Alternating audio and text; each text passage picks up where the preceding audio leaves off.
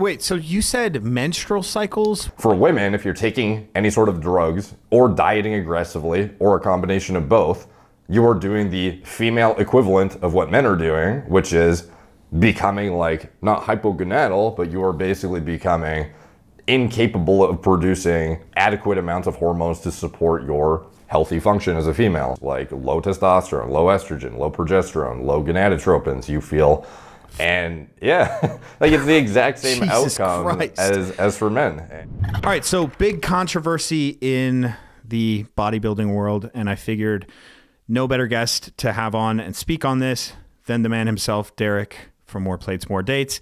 Derek, before we get into the discussion, I just want to kind of do like a very overarching breakdown of the article. I took out a lot of the fat from it, and I just want to get the nice and juicy stuff. The leading amateur and professional federations are run by Jim Manion, JM's father. He is a 78-year-old ex-bodybuilder from his offices in Pittsburgh. Jim Manion presides over the Amateur National Physique Committee and the International Federation of Bodybuilding and Fitness Pro League, so the IFBB Pro League. So this guy in the center, I'm presuming, is Jim. The guy on the right is JM. And then the guy on the left is Tyler, who is the grandson. This is predominantly about JM, the controversy. JM had some business ventures. They converged in the late 1990s when he launched his erotic fitness paid website to sell topless and fully nude photos of star female bodybuilders. Gym workouts sans tops are too rare, the website stated. How many times have you been to a gym, seen a fine babe, and wish she was doing those chest flies topless? So basically, JM ran this site, and that is in itself controversial because these are the guys who run a pro bodybuilding league, something that is a professional quote unquote sport. And we have this conflicting thing already, which I find is ridiculous. You know, the vanity of bodybuilding by itself is something, but the fact that this guy was doing this before any of this came out is pretty absurd. No, yeah, and I think it's impossible to overlook the just objective bias that comes into anybody who's associated with the judging criteria, having individuals who are either posing nude for, you know, some sort of database collection of athletes that is, you know, either fully nude or, you know, for, you know, public consumption, just for entertainment purposes or whatever he's doing with it. It's kind of just, it's hard to overlook the fact that there's like definitely some component of bias going into these competitions that you can't help but think these women are going to be pressured to do certain things potentially to get better outcomes in their competitive journey. JM Manion served as a gateway to endorsement deals, magazine covers, and other financially promising opportunities, and could shut down income, potential, or competitive success if an athlete crossed him, numerous competitors said. Steve O'Brien, who served as a judge and district chairman of the NPC for Northern California, recounted two incidents when he said John Tooman, a judge, changed scores once after O'Brien observed him discussing the placements with Jim and JM Manion. So basically we have a setup where Jim and JM Manion run the league. They run everything. Then they have a group of women that they basically, I guess, manipulate into taking, you know, these erotic photos. If they kind of stay in line and have the physique that works, they can get a big boost in competition. So there's that already, that just like judgment bullshit in a sport where judgment has absolutely been the bane of all of these athletes' existence. It has ruined a lot of what we believe bodybuilding to be right now. Basically, the idea that, you know, the classic bodybuilding look from Arnold and from the golden era has been gone for a while because these mass monsters come on and they want to win based off of judging, which is, it just seems incredibly frustrating from my standpoint, from being like an outsider view. No, yeah, totally agree. And it's weird when you look at a sport that is essentially, like, I don't even know if you call it, like, everyone debates whether this is a sport or not a sport. Is it just a pageant or what? But it's like, even with the women too, the judging criteria is so vague. Like maybe others would argue otherwise, but especially like down to the bikini level, which, you know, is, I guess, I don't actually know which subdivision of women's competition were exploited the most or the least or the whatever, because there's so many different female divisions, but presumably there's some level of widespread, like, you know, this happening across the board in some capacity. I'm sure it's not just the female bodybuilders in that exclusive division. Could be wrong on that. I imagine it's like bikini competitors, you know, the fitness potentially, the figure girls, whatever. There's a bunch of different divisions, and the judging criteria is so vague, like trying to even define which girl like should win bikini. It's like as much as guys would look at the Open Olympia for men and think, these guys just all look like fucking brontosauruses. Like, it's like some people can't even differentiate at that level.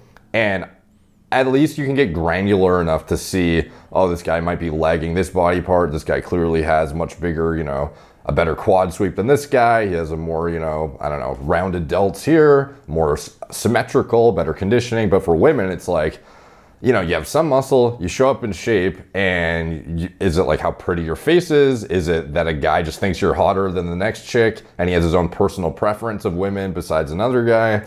And like, that's the judge who's like figuring out if you're gonna make it or not. It's very, very weird, finicky. And I can imagine there's even more. I feel like you could get away with a lot more exploitation when it's so vague that you couldn't even justifiably say one way or the other. Like, no one could argue against your decision when it's so vague anyways, that you could have picked anyone and it's like, oh, I can understand why you picked her, maybe, because they all kind of look the same. Yeah. So the fact that bikini as a division has potentially less bounds for knowing who's the winner outside of like what people may be sexually attracted to. Yeah, like, you know, look at the think top 10 of the women's bikini Olympia, and like, good luck trying to differentiate who's clearly better compared to like a top 10 at the Mr. Olympia for men, for example. It's just, it's right. Baffling trying to even understand what the judging criteria is at that level for the women, in my opinion. So these women need to separate themselves. Okay, great. Here's an avenue for you to do that. JM Mannion is providing that avenue for you, correct? Like, I mean, I feel like I've only heard, you know, a little bit of this kind of politics and judgment in men's bodybuilding, just like offhand, potentially from your channel, from other bodybuilders. I'm not the biggest follower of bodybuilding. I'm not really that interested in it, but the fact that now, like you said, the top 10 don't have any discernible differences or qualities. What an excellent opportunity for JM Mannion to create that. Like, hey, do you want to be in this club? Like, you can just, you know, take a few photos for me and I'll put them up on this pay site. One of the things here too, that I think caused like, I mean, if we look at the prevalence of OnlyFans and paywalls for things like this, one of the women was asked and she received $40 one time. And in the contract, it said you get a 50-50 split. Now, here's what they have a picture of the contract. I imagine that this contract actually means nothing, right? Like the competitor signed it and it says in the middle there, it says productions are to be equal, 50-50 partnership, which was total bullshit. This chick received $40 one time. So I imagine that's causing a lot of anguish as well from the people who were exposed in this. I've covered sexuality in sport and how it's, you know, exploitative for views, for what have you. One of the videos that I made was on the thumbnails around track and field. If you look up sprinting, like world championship sprinting, the top video is just a chick with her ass cheeks out. You know, sex sells and all these different things.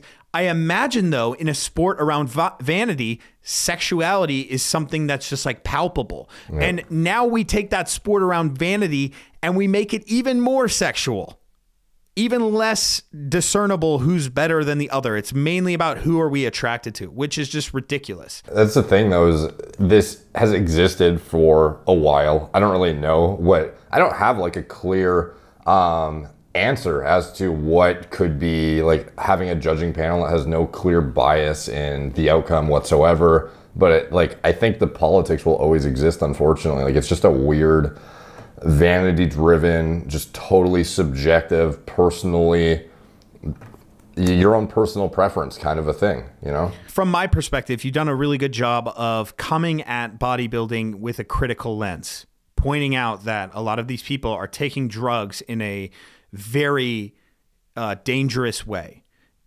just to win a competition that gives them no credibility or nothing really long term, and ends up taking years off their life or killing them. What does this say about the sport as itself, like as far as competing goes or as far as the lifestyle goes? Well, it's definitely not healthy like it's representative of. Like, this is supposed to be the pinnacle of health and fitness, and it's just laughable how it has somehow morphed into the antithesis of that. Like, very frankly, it is literally like the complete polar opposite of, you know, getting to deathly low levels of body fat and malnourishing yourself in a cyclical fashion, and then binge eating, you know, as you're trying to get out of that, you know, hole you've just dieted down for 16 weeks to get into, getting to deathly low body fat levels, and then blowing up 20 pounds of water overnight, taking drugs and, you know, diuretics that are going to stretch your kidneys in order to step on stage looking drier, like whatever it is. Like, even at the female level, it's not as dangerous for them because they don't have to subject themselves to the same levels of drugs that men do. But it's still not like a healthy endeavor to be shutting down like your internal hormone production. Like, you can guarantee a lot of these women that are competing on stage, like, they have no proper menstrual cycle. Like, this is like, these are women who have like completely fucked their hormones over in order to step on stage in order to achieve like a plastic trophy. Like, there's no monetary incentive really from like a actual cash prize from the competition standpoint. The prizes are very, very small on the female side as far as I know. And even on the men's side, it's even for the amount of health you are taking off your life, like the amount of years that you're taking away from yourself, the amount of money you're spending on the drugs, the food, the opportunity cost of things you could be doing with that time otherwise, like, it's like a net negative in almost all circumstances, unless you're literally the pinnacle of your division, at which point you still have to leverage social media or like an OnlyFans if you're a girl highly in order to actually capitalize on it and make a lot of money and become one of the high earners. It's not going to be something you could show up, win a competition, and get, you know, a lucrative sponsorship on a magazine cover like maybe back in the day. And even back in the day, I'm not certain that that was even an opportunity afforded to women whatsoever. They probably had to do stuff like this still. So yeah. So, wait, so you said menstrual cycles? What do you mean by that? Like if you're probably pretty familiar with aggressively dieting and the impact it could have on testosterone production as a male.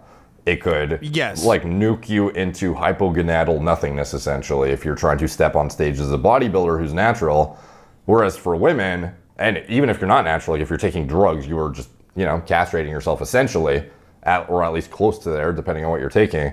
For women, if you're taking any sort of drugs or dieting aggressively or a combination of both, you are doing the female equivalent of what men are doing, which is becoming like, not hypogonadal, but you are basically becoming incapable of producing adequate amounts of hormones to support your healthy function as a female. So you run the same exact issues, like low testosterone, low estrogen, low progesterone, low gonadotropins. You feel, and yeah, like it's the exact same outcome as for men. And you know, they're in this perpetual state of, you know, yo-yo dieting too, which is horrible, and they're probably never achieving like a regular state of I don't know, having like a normal menstrual cycle for years, you know, if they're perpetually competing.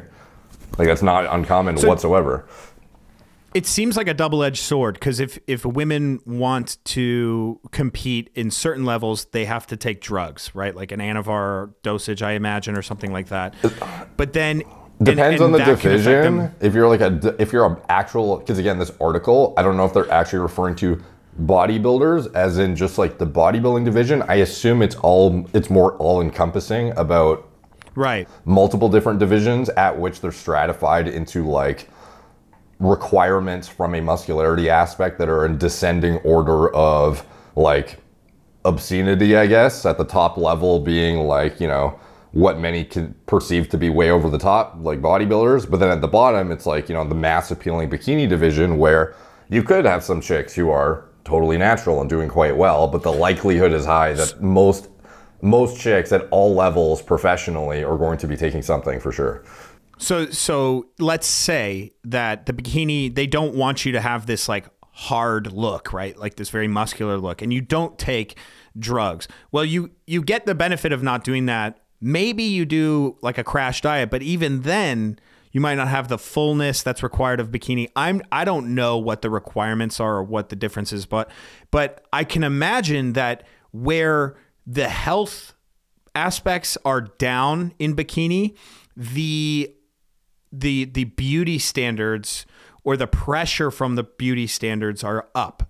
Yeah. Right? Because it becomes more subjective off of like just base human sexuality and attraction rather than the way your muscles look. So you have to flip a coin and pick your poison. Which division do you want to do? Do you want to lose your menstrual cycle, or do you want to be judged on the way that your face looks and the way that your ass looks in a bikini? It sounds horrible if you ask me. No, I would be, and it's kind of wild because it's like, even when you are a bikini competitor, like they have to differentiate you on something. And at that point, it's almost an interesting question. Is it even unreasonable to judge based on your face at that point? Because it's like, if you all have the same physique and you're the top 10, like what are you even judging at that point? You know, you all have fake tits, low body fat, like some crazy lean bikini body. Like, I don't even know what you're looking at. Like, it's the same fucking shit. Okay. So I have a question for you. What would the ideal bodybuilding competition look like? And let's just look at just the males. Like, what would be